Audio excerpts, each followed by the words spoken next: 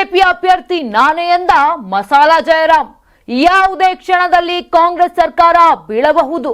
ವಿಧಾನಸಭೆ ಚುನಾವಣೆ ಆದಷ್ಟು ಬೇಗ ಬರಬಹುದು. ಅಲ್ಲಿ ಜೆಡಿಎಸ್ ಶಾಸಕ ಎಂಟಿ ಕೃಷ್ಣಪ್ಪ ಅಭ್ಯರ್ಥಿಯಾಗಲ್ಲ. ಬಿಜೆಪಿ ಕಾರ್ಯಕರ್ತರಿಗೆ ಧೈರ್ಯ ತುಂಬಿದ ಜಯರಾಮ್. ರಾಜ್ಯ ರಾಜಕೀಯದಲ್ಲಿ ಸೆಪ್ಟೆಂಬರ್ ಕ್ರಾಂತಿಯ ಮಾತು ಜೋರಾಗಿದೆ. ಕಾಂಗ್ರೆಸ್ ಶಾಸಕರು ನಾಯಕತ್ವ ಬದಲಾವಣೆಯ ಪಟ್ಟು ಹಿಡಿದಿದ್ರೆ ಬಿಜೆಪಿ ಜೆಡಿಎಸ್ ನಾಯಕರು ಸದ್ದಿಲ್ಲದೆ ಚುನಾವಣೆಗೆ ಸಜ್ಜಾಗುತ್ತಿದ್ದಾರೆ.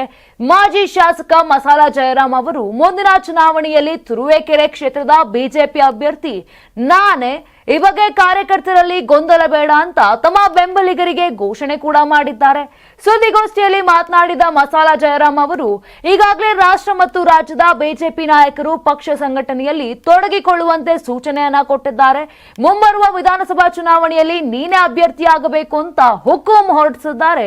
ಕೆಲವು ವೈಯಕ್ತಿಕ ಕಾರಣಗಳಿಂದಾಗಿ ಪಕ್ಷ ಸಂಘಟನೆಯನ್ನ ಚುರುಕುಗೊಳಿಸಲಾಗಿರಲಿಲ್ಲ. ಈಗ ಸ್ಥಳೀಯ ಸಂಸ್ಥೆಗಳ ಚುನಾವಣೆಗಳು ಬರಲಿದ್ದು ಸಂಘಟನೆಯಲ್ಲಿ ತೊಡಗಿಕೊಳ್ಳುವುದು. ವಿಧಾನಸಭೆ ಚುನಾವಣೆಯು ಬೇಗನೆ ಬರಬಹುದು. ಸಿಎಂ ಕುರ್ಚಿ ಕದನದಲ್ಲಿ ಯಾವುದೇ ಕ್ಷಣದಲ್ಲಿ ಕಾಂಗ್ರೆಸ್ ಸರ್ಕಾರ ಬೀಳಬಹುದು. ಬಿಜೆಪಿ ಕಾರ್ಯಕರ್ತರು ಚುನಾವಣೆ ಎದುರಿಸಲು ಸನ್ನದ್ಧರಾಗಿ ಅಂತ ಕೂಡ ಹೇಳಿದ್ದಾರೆ. ಇನ್ನು ಮುಂಬರುವ ದಿನಗಳಲ್ಲಿ ಬಿಜೆಪಿ ಮತ್ತು ಜೆಡಿಎಸ್ ಮೈತ್ರಿ ಇರಲಿದೆಯೇ ಎಂಬ ಪ್ರಶ್ನೆಗೆ ಮಸಾಲಾ ಜಯರಾಮ್ ಪ್ರತಿಕ್ರಿಯೆಯನ್ನ ಕೊಟ್ಟಿದ್ದಾರೆ. ನನಗೆ ಗೊತ್ತಿಲ್ಲ, ಅದನ್ನ ವರಿಷ್ಠರು ತೀರ್ಮಾನವನ್ನ ಮಾಡ್ತಾರೆ.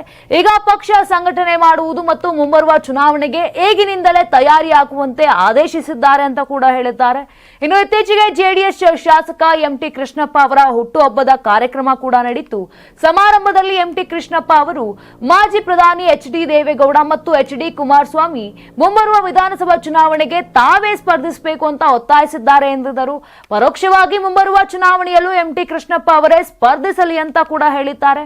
ಇದರಿಂದ ಬಿಜೆಪಿ ಕಾರ್ಯಕರ್ತರಿಗೆ ಗೊಂದಲ ಎದುರಾಗಿತ್ತು. ಬಿಜೆಪಿ ಕಾರ್ಯಕರ್ತರಿಗೆ ಇದೀಗ ಮಸಾಲಾ ಜಯರಾಮ್ ಅವರಿಗೆ ಧೈರ್ಯವನ್ನ ತುಂಬಿದ್ದಾರೆ. ಟಿಕೆಟ್ ಯಾರಿಗೂ ಘೋಷಣೆಯಾಗಿಲ್ಲ. ಎಂಟಿ ಕೃಷ್ಣಪ್ಪ ವೈಯಕ್ತಿಕವಾಗಿ ಘೋಷಣೆ ಮಾಡಿಕೊಂಡಿರಬಹುದು.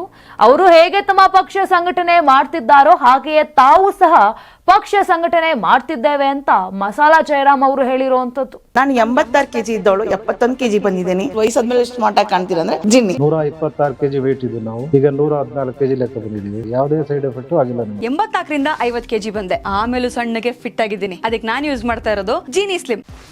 84ರಿಂದ 50 ಕೆಜಿ ಬಂದೆ. ಆಮೇಲೆ ಸಣ್ಣಗೆ ಫಿಟ್ ಆಗಿದ್ದೀನಿ. ಅದಕ್ಕೆ ನಾನು ಯೂಸ್ ಮಾಡ್ತಾ ಇರೋದು ಜೀನಿ ಸ್ಲಿಮ್. ಸಣ್ಣ ಆಗಕ್ಕೆ ಜೀನಿ ಸ್ಲಿಮ್ ಯೂಸ್ ಮಾಡದೆ ಹೆಲ್ದಿನೂ ಅದೇ. ನೀವು ಸಣ್ಣ ಆಗ್ಬೇಕಾ, ಹೆಲ್ದಿ ಆಗ್ಬೇಕಾ? ಹಾಗಿದ್ರೆ ಜೀನಿ ಸ್ಲಿಮ್ ಯೂಸ್ ಮಾಡಿ. ಸಣ್ಣ ಆಗೋದಕ್ಕೆ ಯಾವುದೋ ಪ್ರಾಡಕ್ಟ್ ಹೇಳ್ತಾ ಇದ್ದಾಳೆ, ಏನಾದರೂ ಸೈಡ್ ಎಫೆಕ್ಟ್ಸ್ ಇದೆ ಅಂತ ಯೋಚನೆ ಮಾಡ್ತಾ ಇದ್ದೀರಾ? ಖಂಡಿತ ಇಲ್ಲ. ಯಾಕಂದ್ರೆ ಇದು ಕೆಮಿಕಲ್ ಫ್ರೀ. ಸಣ್ಣ ಆಗಬೇಕು ಅಂದರೆ ಜೀನಿ ಸ್ಲಿಮ್ ಯೂಸ್ ಮಾಡಿ. ಹೆಚ್ಚಿನ ಮಾಹಿತಿಗೆ ಕೆಳಗೆ ಡಿಸ್ಪ್ಲೇ ಆಗ್ತಿರೋ ನಂಬರ್ಗೆ ಕಾಲ್ ಮಾಡಿ.